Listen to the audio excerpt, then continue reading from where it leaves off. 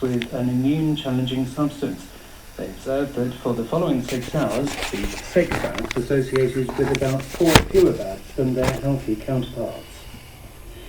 The world's largest casino company, Las Vegas Sands Corporation, is reported to be considering selling its flagship venues, that include the Venetian Resort Las Vegas.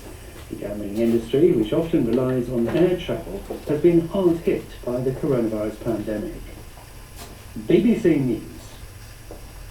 So we just had a report of 2 stranded dolphins. So we're waiting confirmation right now on that. We're getting some photos in a few minutes and everything like that. So we're going to start hitting the road and getting the gear out there. Okay. And so far, 2? 2 haven't confirmed size or species or anything just yet. Okay. Both reported as fully stranded and alive. Okay. Thanks, Pierre. I'm running to my car because 2 dolphins have just been reported stranded on the beaches near to here.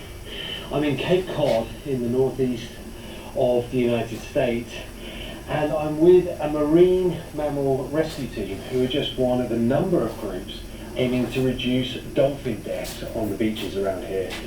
So let's get the car in gear. We've got to head to the beach now and follow the rescue team to see what happens with these dolphins. People fixing the world.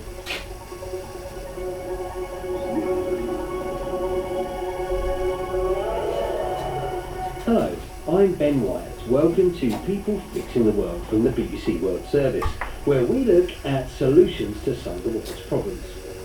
Strandings of dolphins, whales and porpoises, or to use their collective term, cetaceans, are depressingly common, as these highly social animals follow the movement of their pods even when it leads to danger. Even when it leads to danger. I'm a mimic. I can mimic various accents. I'm not an actor. I'm a philosopher and a writer, a fiction writer. And I wrote this allegory. I titled it The Village, and it features a person I gave the name to of the Boastful Merchant. The Boastful Merchant. And if I had a copy handy out here, I'd recite it. But the point of the village is that they, every 4 years, they choose a new leader. And they thought the Boastful Merchant would improve their lot. But they soon found out that the Boastful Merchant, whose father had been a successful businessman, in other words, he was born with a silver spoon in his mouth.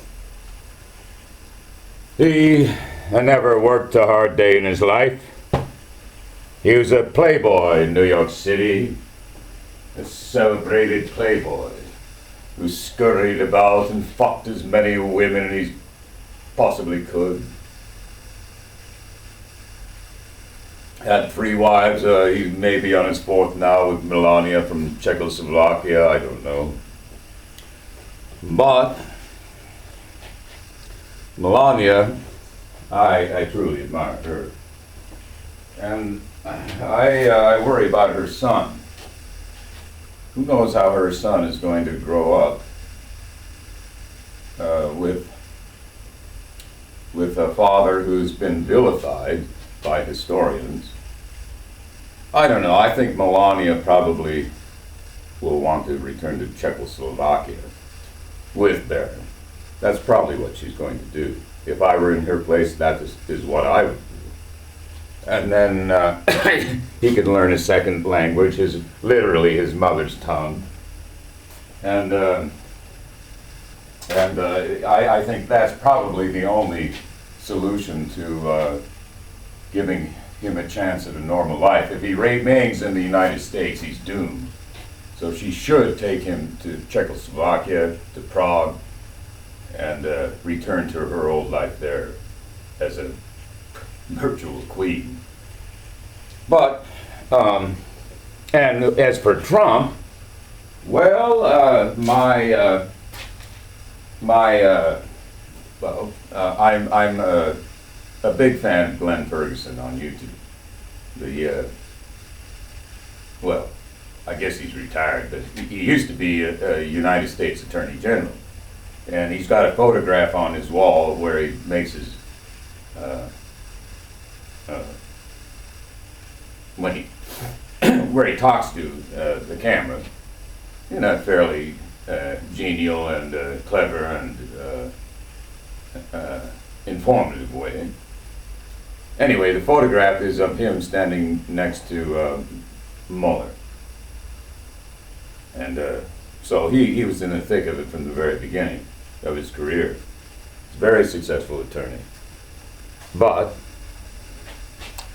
I am glad that he's doing this, because every day he presents some new facet about the corruption riddled through and infested in the Trumpian administration. I mean, there's a litany of corrupt people who have been forced out or kicked out or levered out of their positions because of crimes they committed. And I don't know, people who don't pay attention to the news, especially the international news, have no conception of what Trump's done as regarding foreign policy. And he, to use his own favorite word, has been a disaster, particularly with China. His trade policy of tariffs achieved nothing. Nothing. We cannot battle China. There's no fucking way. If we do, eventually they will win, and the United States will be utterly decimated. Now, is that what you want? We must become a friend of China once again. A friend. Not an enemy. Not a foe. Friend. That's the only possible solution to a semi-peaceful world. Otherwise, we're going to annihilate each other with nuclear weapons. Is that what you want? And guess what? I don't know, the signatories are up to what, 60 now for this denuclearization pact that several European countries and South American countries have signed. And all the while, the United States officials of one sort or another, one short-sighted sort or another, are saying, oh, no, we cannot give up our multitudinous nuclear weapons. We have nuclear weapons in deep silos on the land throughout the world. We have nuclear weapons secreted in nuclear-powered submarines floating about all over the world and sinking under the sea and sneaking around. Why, I wouldn't be surprised right now if there is a nuclear submarine just moving about in the China Sea, just back and forth, waiting for their order to launch a nuclear weapon upon China. I wouldn't doubt that for a moment. In fact, I'm positive that they are actually doing that right now. It doesn't take too much to make these inferences. They're not guesses, they're inferences based on previous information and facts and a little tricky reasoning. You can do a lot with the facts at hand, providing you reflect, you do a little reasoning, and then you can come up with some interesting results. And that's the whole problem with everyone in this country. They don't have any time to think. They're deprived of reflection by the insistent, ongoing pressures of, well, I call them exterior pressures. And there are many, many of them. And the worst and probably the most insidious pressure are these so-called social media platforms. Tremendous amount of social pressure, as any teenager knows.